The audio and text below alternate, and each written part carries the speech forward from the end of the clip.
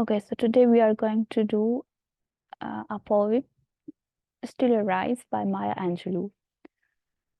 Okay, so we are going to start with the introduction of the poet, and then we will cover the title poem of Maya Angelou of our collection, and Still I Rise. This is her third volume of 32 poems, and the title poem is Still I Rise. So, first, the introduction of the poet. Author is Maya Angelou. Maya Angelou, she was born as Marguerite Annie Johnson, April 4th, 1928, May 28, 2014. She was an American memoirist, poet, and civil rights activist. Now, here we see the meaning of the memoirist. It's a person who writes memoir. And memoir is a historical account, a biography written from personal knowledge. Then she published 7 autobiographies, 3 books of essays, several books of poetry, and is credited with a list of plays, movies, and television shows spanning over 50 years. She received dozens of awards and more than 50 honorary degrees.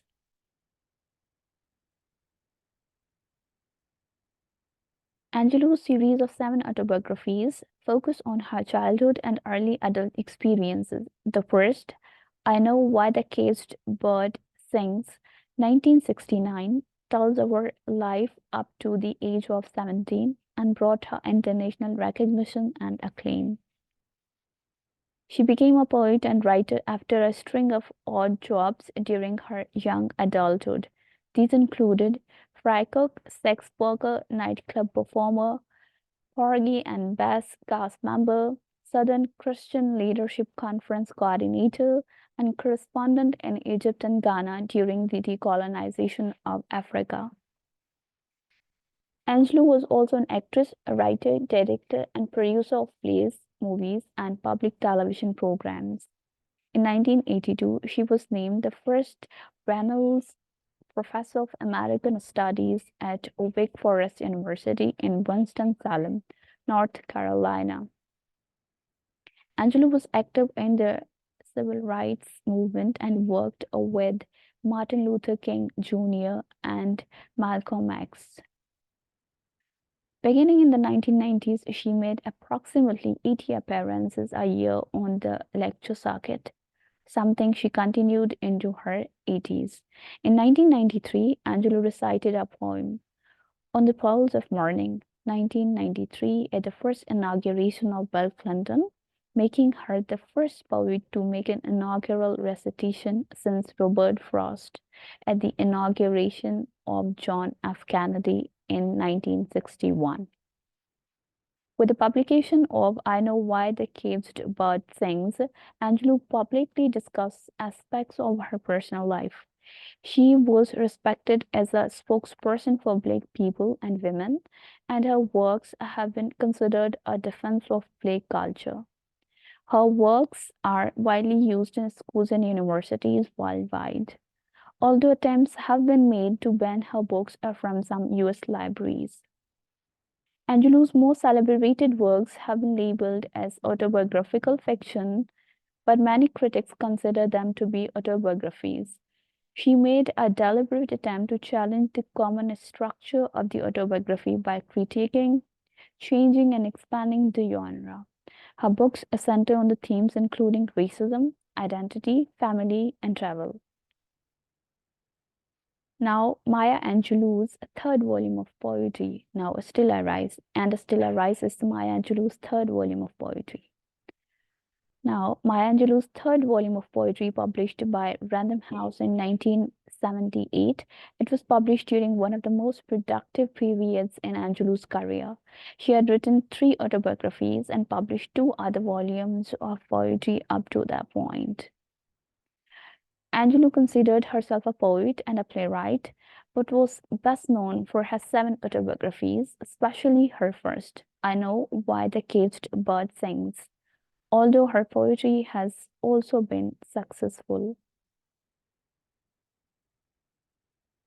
She began early in her writing career, alternating the publication of an autobiography and a volume of poetry. And Still a Rise is made up of 32 short poems divided into three parts. The poem's themes focus on a hopeful determination to rise above difficulty and discouragement, and on many of the same topics as Angelou's autobiographies and previous volumes of poetry. Two of her more two of her most well-known and popular poems, Phenomenal Woman and Still I Rise, are found in this volume.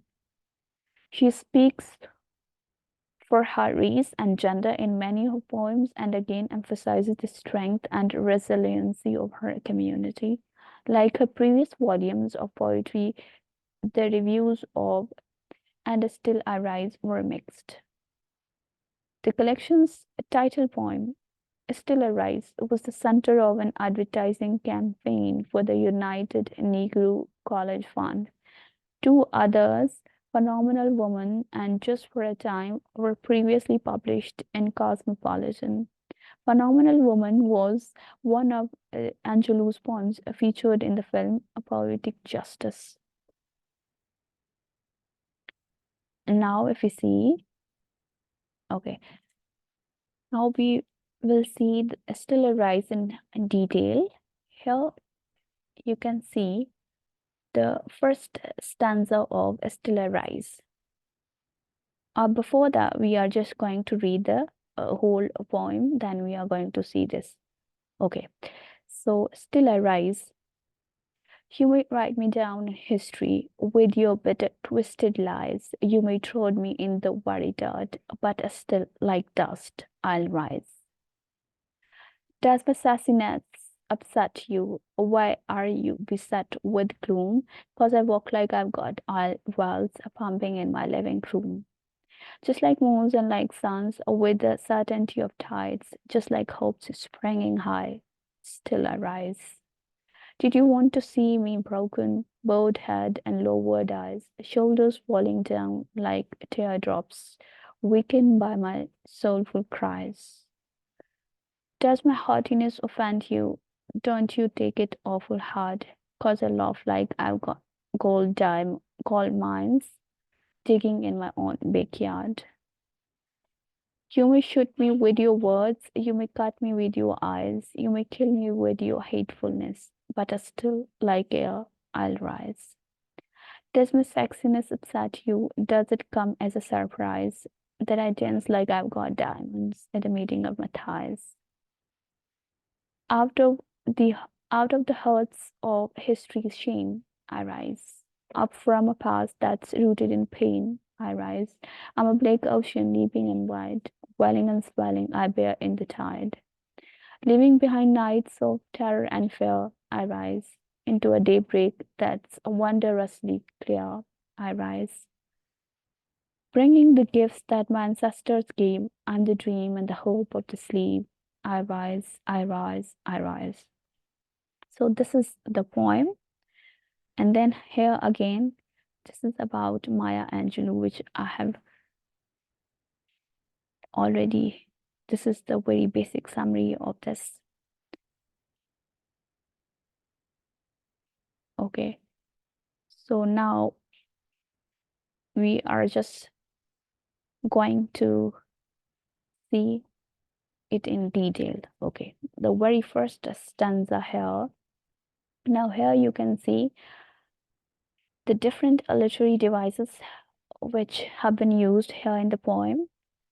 We are going to cover these all stanzas one by one. Here, stanza 1, you may write me down in history with your bitter twisted lies. You may throw me in the very dirt, but still like dust I'll rise.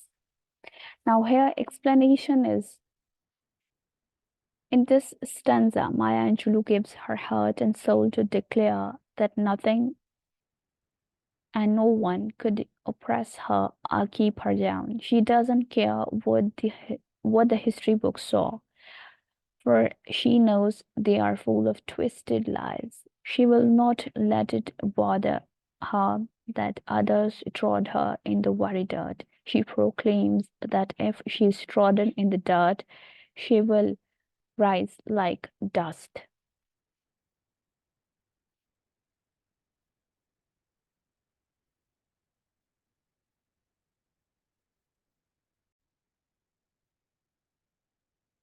Okay, now we are moving to stanza 2. Does my sassiness upset you? Why are you beset with gloom? 'Cause I walk like I've got oil wells pumping in my living room. Now, by these lines, uh, she means that, she is asking the readers. So, do in the second stanza, she asks a question. Okay, so, do the word. This is showing us the question. This is an interesting question as she refers to her own tone as sassiness and asks the hearer if her sassy tone is upsetting. The poet notices that the people around her in her society are beset with gloom when she succeeds. She questions this. She knows that she succeeded in life.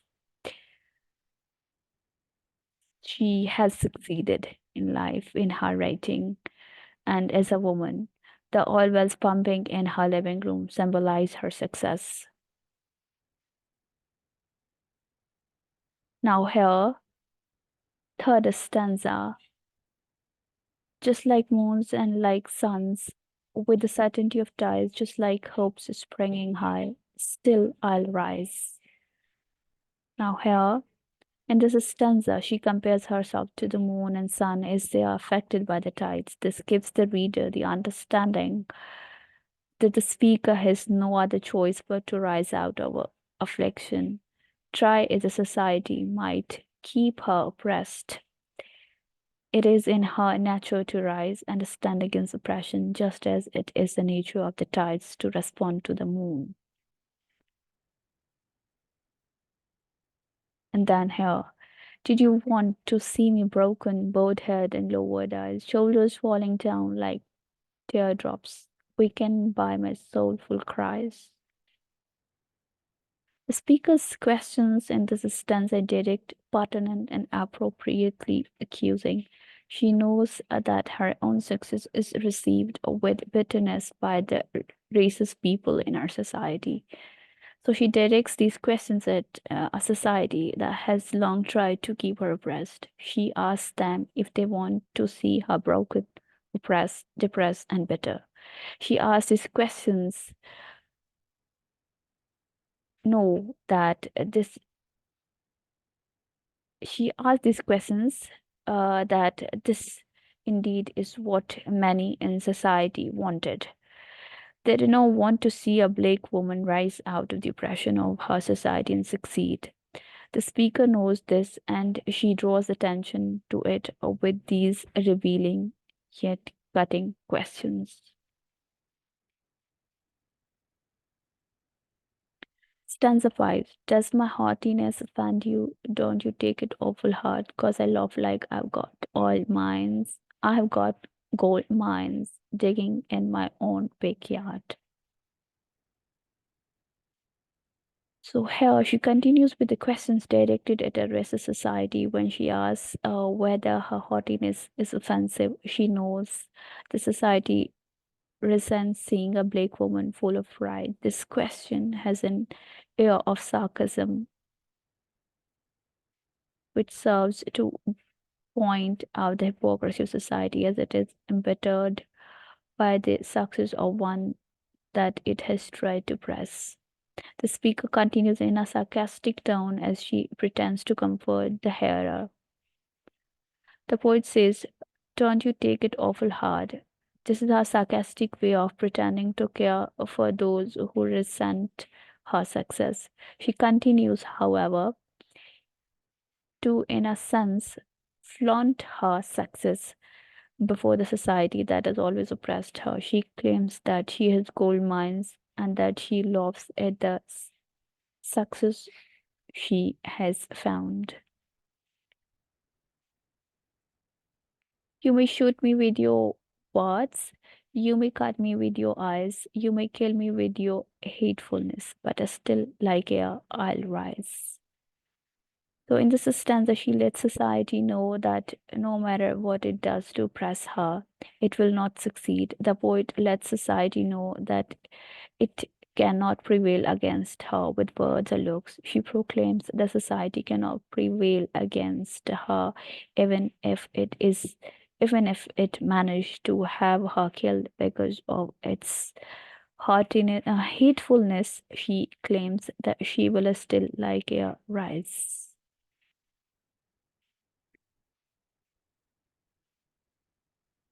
Does my sexiness upset you? Does it come as a surprise that I dance like I've got diamonds at the beginning of my thighs? The speaker continues her questioning of society, but this time in the poem, she becomes it becomes apparent that the speaker has placed society on trial and is now in the process of cross-examination. She knows the answers to these questions, but to ask them is to incriminate the offender.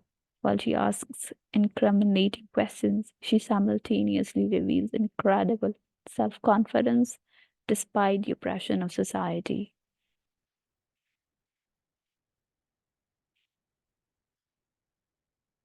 Out of the hearts of history's shame, I rise. Up from a past that's rooted in pain, I rise. I'm a bleak ocean, leaping and wide, whirling and swelling, I bear in the tide. In this stanza, the speaker finally refers to the past, the reason that she is oppressed and resented to this day. She calls slavery history's shame, and she proclaims that she will not be held down by the past, even if it is rooted in pain.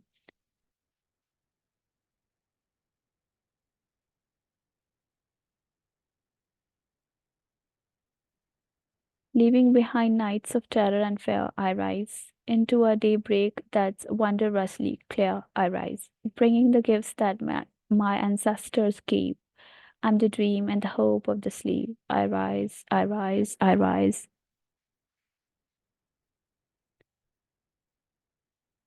In the final stanza, the speaker reveals that she intends to leave behind all the effects of slavery and the history of oppression with the intent to rise above it. She claims that she will leave behind the terror and fear, and that she will rise above the pain and the oppression into a daybreak that's wondrously clear. The speaker does not intend to allow the hatefulness of society or the pain of the past to stop her from becoming all that she ever dreamed of being. For this reason, she repeats 3 times, I rise.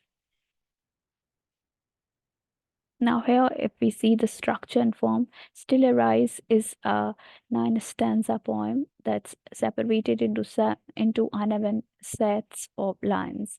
The first 7 stanzas contain 4 lines, known as quatrains. Stanza 8 has 6 lines, and the ninth has 9. The first 7 stanzas follow a rhyme scheme of AB, CB, the eighth AB, ABCC, and the ninth AB, ABCC, BBB. And then tone and mood.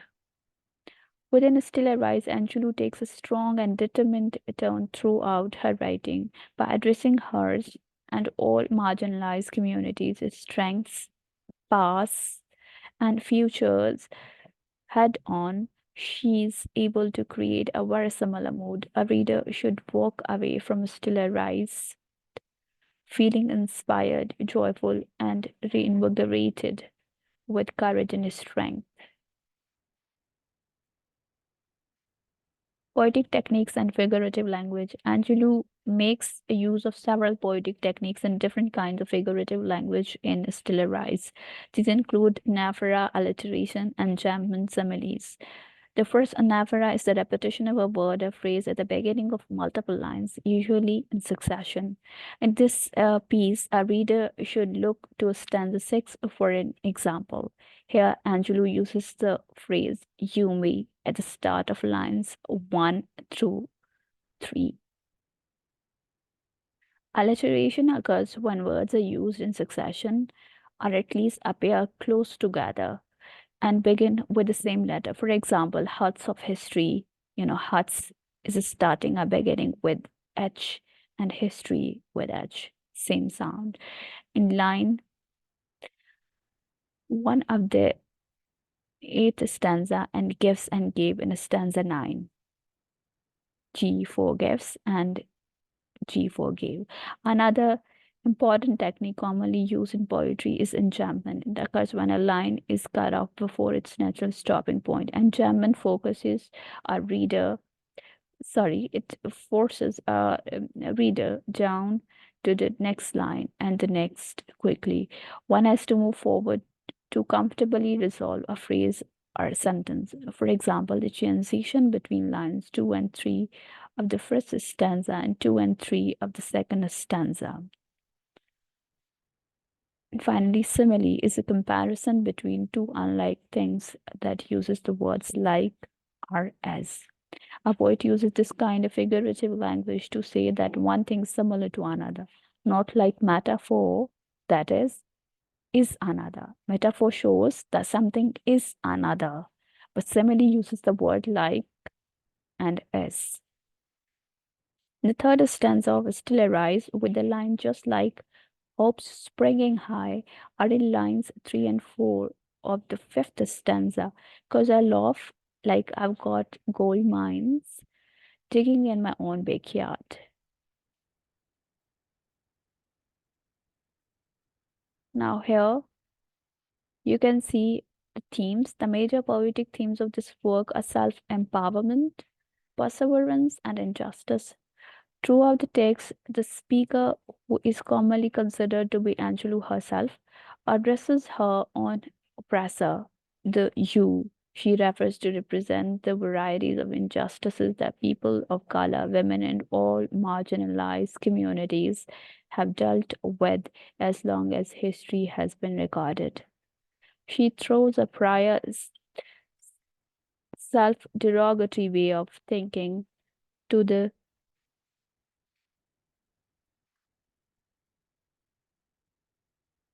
She throws a prior self-derogatory way of thinking to the side and addresses herself lovingly and proudly. The poet seeks to empower herself as well as all those who have doubted their abilities, strength, beauty, intelligence, or worth. This is seen through lines like, You may trod me in the very dirt, but still, like dust, I'll rise. And then here we can also see the imagery at different points. This poem is filled with vivid imagery. To begin with, there is a visual imagery in the very beginning to this line, but still like dust, I'll rise. So here the image of dust helps the speaker to make her point. According to her, none can control the dust with the revolutionary wind arrives. Okay, so she's saying that no one can control the dust when the revolutionary wind arrives. Likewise, she will rise like dust particles and blind those who trod her before. And then the following stanzas contain some more images. For example, readers can find the image of oil wells pumping oil. The third stanza has images of the moon, sun, and tides. In this stanza, she depicts the tides that are springing high. It's compared to hope. There's an image of Blake individual who is in extreme distress.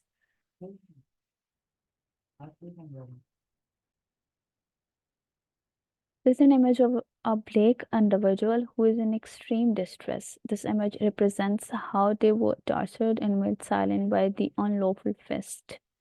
Angelo uses the images of gold mines and diamonds to heighten the irony of this piece. Lastly, the Blake Ocean unfolds how powerful the speaker and her people are. Their greatness is like that of the immensity of the ocean. Then there is a symbolism. Angelou's Still Arise is a symbolic poem.